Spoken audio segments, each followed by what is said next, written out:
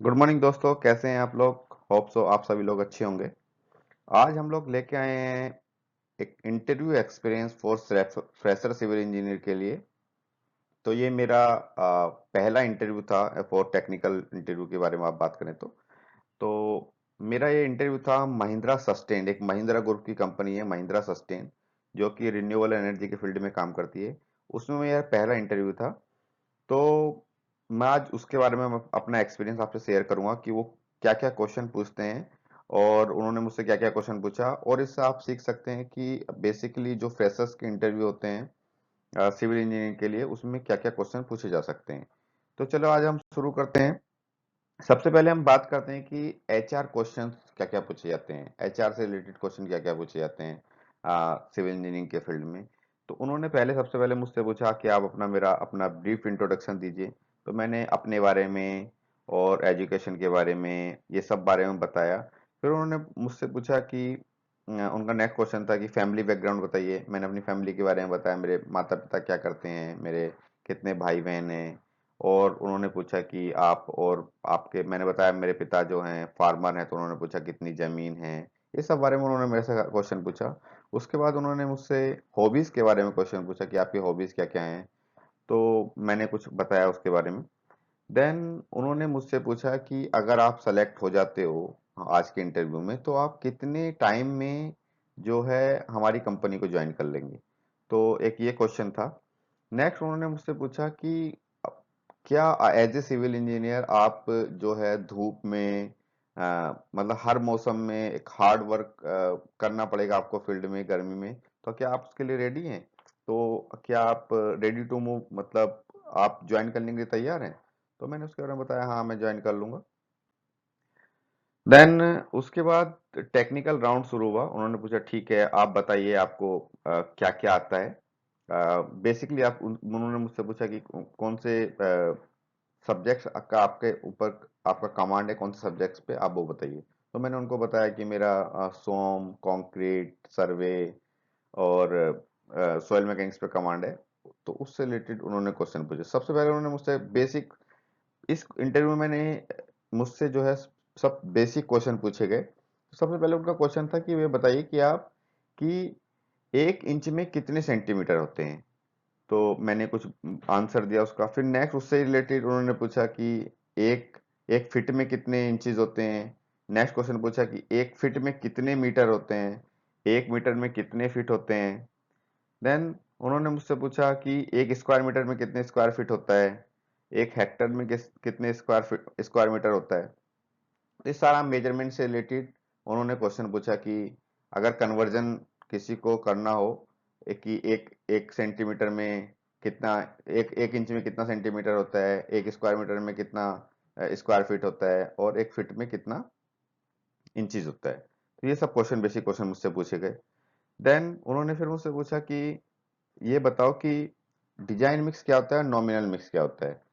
Then उसके बाद अच्छा, मैं सबसे पहले तो अपने सभी दर्शकों से ये निवेदन करूंगा कि आप मेरे चैनल को सब्सक्राइब कर लीजिए।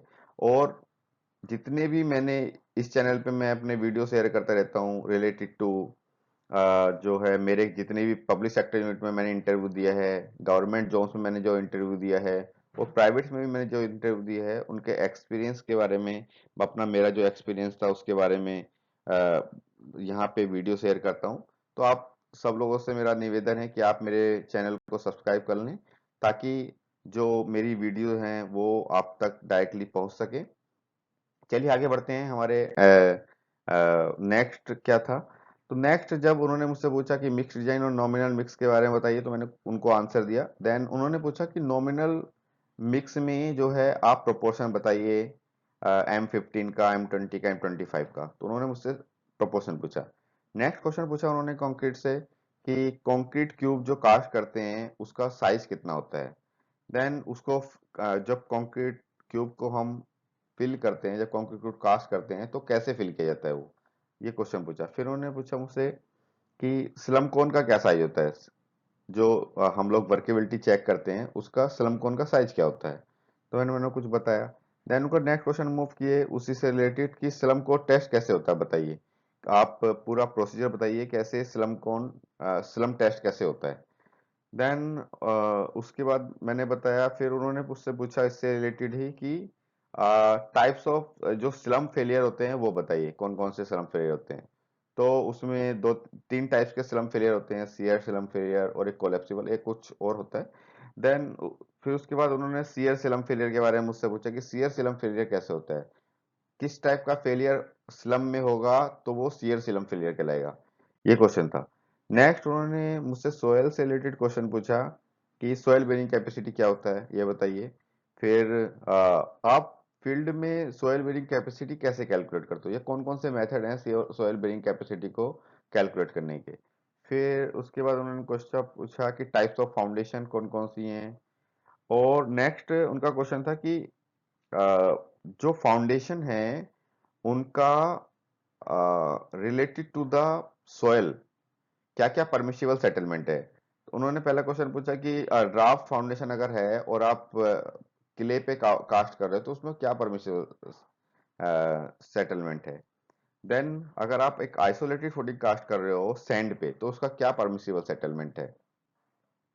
फिर लास्ट क्वेश्चन उन्होंने मुझसे पूछा था कि आप स्टील और कंक्रीट का आईएस कोड बताइए, मिक्स डिजाइन का आईएस कोड बताइए, और अर्थक्वेक डिजाइन का आईएस कोड बताइए। तो यही सब क्वेश्चन उन्होंने मुझसे पूछे, और छोटे मोटे कुछ क्वेश्चन मुझे याद नहीं रहे वो क्वेश्चन पूछे। बट ओवरऑल मुझसे मैंने जो है 50-60% इसमें आंसर कर पाया था। इनिशियली मैं थोड़ा घबरा गया था, आई थिंक नर्वस था।